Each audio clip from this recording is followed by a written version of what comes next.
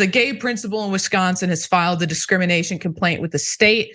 And the evidence that the school board discriminated against him on the basis of his sexuality is absolutely damning. Let's get into some of the facts of this from LGBTQ Nation and their excellent reporting on this. That they wrote, as Wisconsin Public Radio reports, the Raymond School Board voted 4-1 during a closed session on September 27th to consider non-renewal of Raymond School Principal Jeff Peterson's contract, which is up in 2025.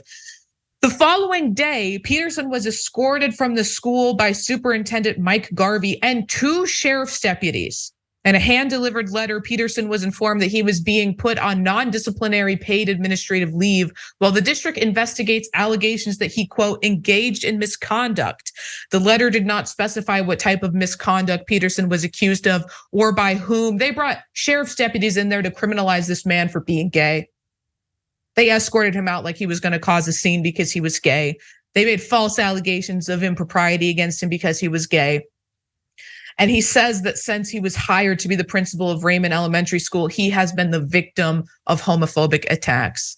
Peterson was hired as principal of the K-8 elementary school in July 2021. In his complaint, he alleges that during his first board meeting as principal, members of the public directed anti-gay comments towards him, while board members took no action to curtail the comments. And even worse, the district revoked the health care that Peterson's partner was receiving because they were a gay couple, and they did it with malice. Peterson also alleges that in August 2021, the district canceled his partner's health insurance coverage without notice. After he inquired about the cancellations, Peterson claims he was told that, quote, same-sex partners cannot be included on family policies for any reason. That is policy and law. And if you're wondering if it's legal, it is legal in states to discriminate against gay couples in a place where they would not be allowed to if that was a straight couple. So the idea that we have achieved all of our equal rights as the queer community is not true. The fight continues because discrimination is still legal in so many cases in so many places across the country. Now, of course, this district, this district was also engaged in what so many Republicans have been doing, book banning. They even banned an episode of the kids show Arthur because it featured a same-sex wedding, a children's show. They banned it. They said it was inappropriate sexual material. And I don't know what it is about these conservatives that they look at us gay people and immediately think of gay sex. I'd say that is more of a, it says more about them than it says about us and their, inappropriate thoughts and their sexualization of us that says anything about our community.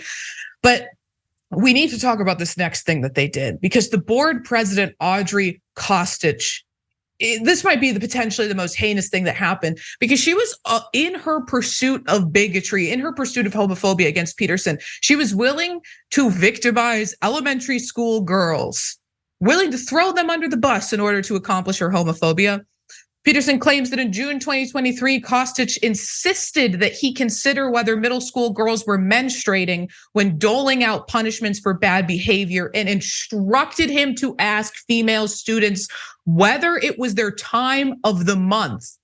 The complaint characterizes that request as a trap intended to sabotage Peterson by forcing him to bring up topics with students that can be considered sexualization. And these people who pretend that they're trying to protect the children are actually the ones sexualizing the children, putting the children at risk. She had no issue causing harm, causing trauma on these girls if it accomplished her goal of homophobia. Now, Peterson, of course, didn't actually ask that question. He didn't follow through with that directive from her because he knew how it would harm those students. He knew how inappropriate it was to ask that question. But that's how far she was willing to go to harm this man. And if you couldn't have already gathered how bad the bigotry was, how obvious this homophobia was, the board made it clear as day.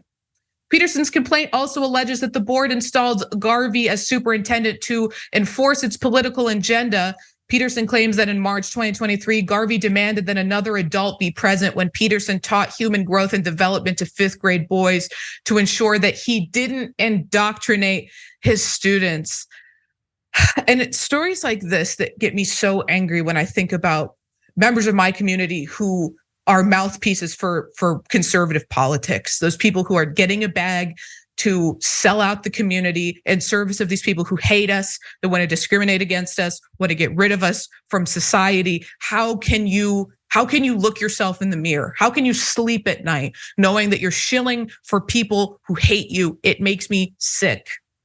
Yeah, it does. It's sickening. It's sad.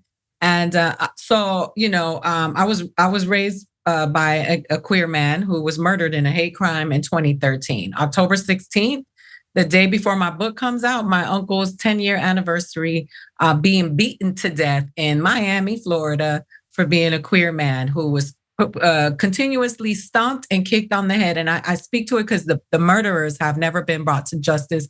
And I will speak about this until that happens. But when the interesting thing about this party and the people who are supporting these talking points and the people who support their stuff, they have such a high rate of predators amongst them. Mm-hmm. People who are, the ones that are in the bathroom with the girls that we saw a couple of weeks ago, that was not a queer person. It wasn't a trans person. It was nobody that belonged to the LGBTQ community. When you think about these people who are trying to pray the gay away because they're battling with their demons and they are, projecting all of this hatred that they feel for themselves onto queer people who are out in the world just trying to live their lives. It is egregious. And I am just, in awe of the fact that in this day and age, we're still fighting these fights. And, it's unfortunate for the children because the children who need this village to show up for them and need people who care about them and want to nurture them, be straight, gay, queer alike, they need this. And you are spending your time policing someone's personal life because it makes you feel a certain way. We have gotten out of control. These witch hunts that people are conducting in this modern day and age is just out of control. And we don't mind our business. We don't ever question the proclivities of heterosexual people who show up every day and are around our children. We don't know who's a swinger. We don't know who's into S&M. We don't know who's into whatever they're into because it's none of our business. As long as they don't, bring that into the classroom with the children, we're fine with it. But because they're heterosexual, their sexuality and their behaviors are never at question. It is only with the queer community that there is this weird preoccupation with, and it ain't biblical. It ain't, because God told you to mind your business and let God do God's work. And you just go on and be the best person you can be, and shine the light so bright that people want to follow your path. That's all you're supposed to do, and treat your brothers and sisters good. That's the New Testament Cliff Notes. Two things: you believe in God, and then you treat your brothers and sisters and your non-binary siblings well. That's all you're supposed to do. But you think that playing God is really what you're supposed to be doing when, according to your word, you will be held accountable for that. It's just tiring. It is let people live. Mind your own business. Why aren't you worried about what the other teachers are doing when they're not at school? And I'm sure you'll find a laundry list of things that you may find to be freaky, creepy, that you don't agree with, but you don't care because they're straight, right? It's bigotry.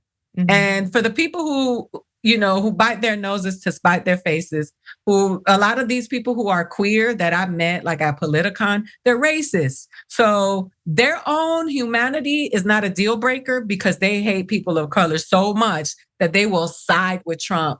They will side with these ideologies of people. It's just really sad. It's really sad.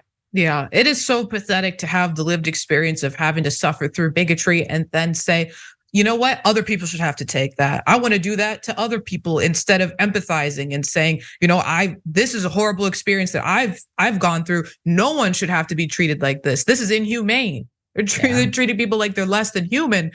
That's wrong. But instead it's like, well, if I'm nice to these, fascists, then maybe they'll be nice to me. And then as long as I'm mean to other people, as long as I'm hateful towards other people and bigoted towards other people, it's pathetic and shameful, and it's so low. It's so low to go through that experience and then want to enforce that experience on others.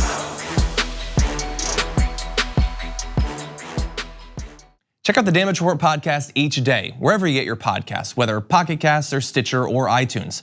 You can join me as I give you the news and stories you want, with a range of co-hosts and interview guests jumping in on the fun each day. Again, that's the Damage Report, wherever you get your podcasts. And if you get them at iTunes, don't forget to rate and review. Sometimes I'll read them live on the show.